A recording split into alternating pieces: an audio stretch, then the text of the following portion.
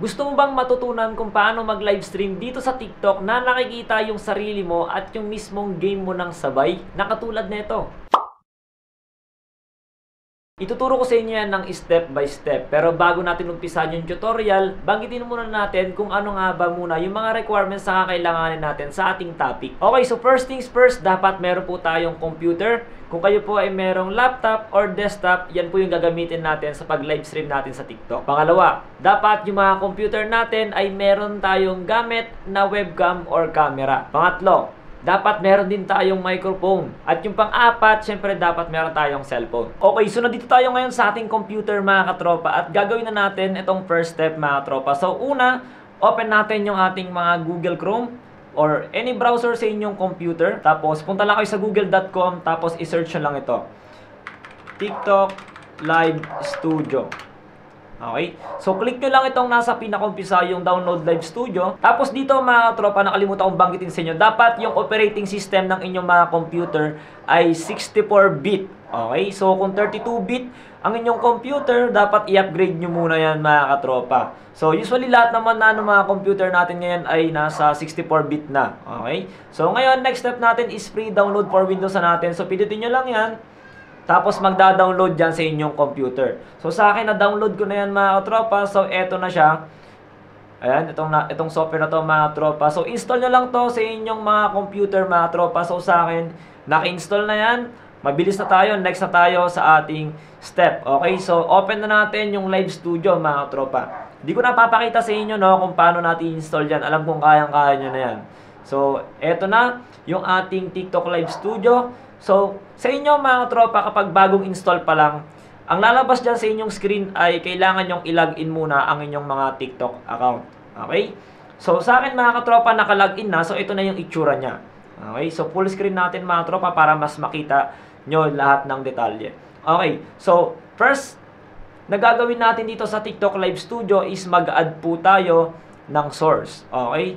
Which is yung ating camera or yung webcam para makikita po yung ating sarili sa ating live stream. So, pupunta po tayo dito sa may left side, add source po tayo, tapos select nyo tong camera. Then add. Tapos, ito yung settings mga katropa.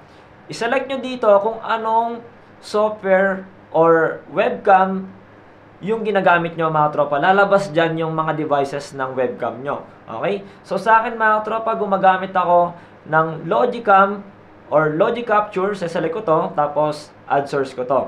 So, eto na. Andito na yung ating webcam sa ating screen. Next step natin mga katropa is i-adjust natin tong camera kasi medyo tabingi. Okay? So, drag lang natin, press and hold lang dito sa may gilid. There you go. Tapos, yung excess sa may taas at sa baba, ang gagawin lang natin dyan is press and hold yung Alt key or Alt button. Tapos, press lang natin tong tuldok sa may taas, sa gitna, ganun din sa ilalim. Yan, para ma-cut out yung excess. There you go mga tropa, okay na yung ating webcam. Okay, so pwede nating isagad yan sa taas, pwedeng may allowance lang ng konti, pero mas i-recommend ko na may allowance lang ng konti na katulad nyan.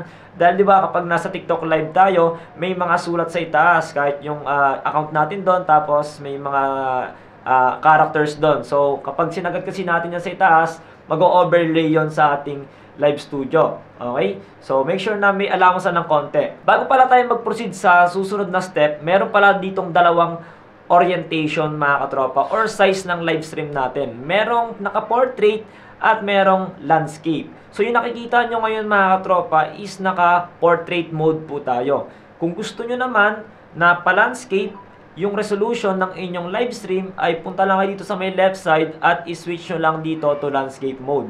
So, ganito po ang itsura ng landscape mode, yung pahaba. Okay? Pero mas nire-recommend ko kasi mga tropa na ang gamitin natin is yung portrait mode. Yan ha, tips ko na sa inyo yan mga tropa. Mas maganda kasi panoorin kapag naka-portrait mode ang isang live stream. So, next step na tayo mga tropa. Kakailanganin na natin na i-mirror yung cellphone natin into computer. Paano nga ba natin gagawin yon? So, dapat meron po tayong software dito sa ating computer ng mirroring app. Okay? So, para makapag-download ng mga mirroring, marami pong kasing klase ng mirroring software. Okay? So, para malaman nyo kung ano-ano nga ba yung mga software na yan, type nyo lang to. Mirroring software for PC. Okay?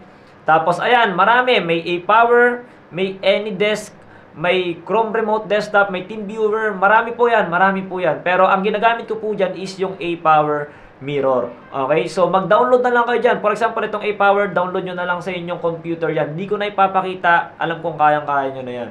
Okay? So, minimize lang natin to dahil meron na akong A-Power Mirror. I-open ko na yung ating software. Okay? So, ganito po yung itsura ng ating mirroring software, mga katropa. So, next step ay make sure na yung cellphone na gagamitin nyo is meron din pong naka-install na same na software na naka-install doon sa inyong computer. Kung A-Power Mirror yung gagamitin nyo doon sa computer, dapat meron din po kayong A-Power Mirror sa inyong mga cellphone. So, katulad po nito, mga katropa, meron po tayong A-Power dyan.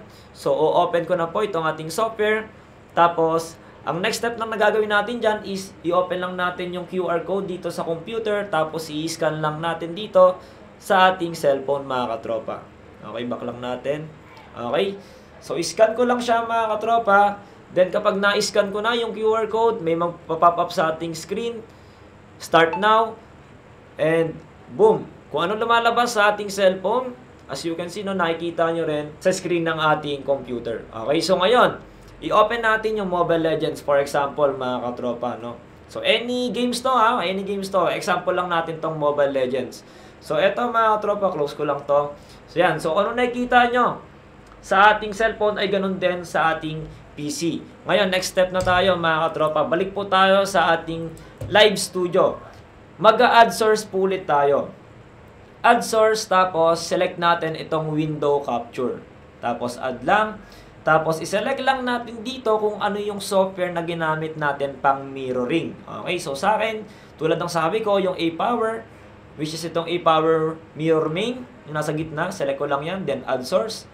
And kapag ni-add nyo yan, mga katropa, may malaki-laki pa yan. So, right-click nyo lang, tapos stretch to screen. There you go. So, i-resize nyo lang ng ganyan. Drag nyo lang. Okay.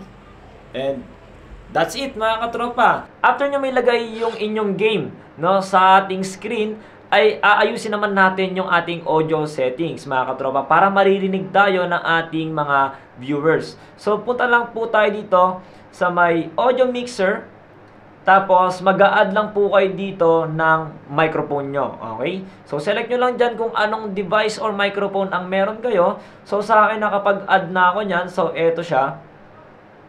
Pakita ko po sa inyo. So, ito yung pumapalo. Ayan, no, yung default device, microphone DM30 USB microphone. So, yun yung gamit ko ngayon. Okay? So, dalawa kasi yan nakikita nyo. Yung isa microphone B8 kasi yung isa dyan, ginagamit ko as voice changer. So, sound card ko po yan, mga katropa. So, dito, para kung gusto nyo marinig yung sarili nyo, pwede po kayo maglagay dito ng audio.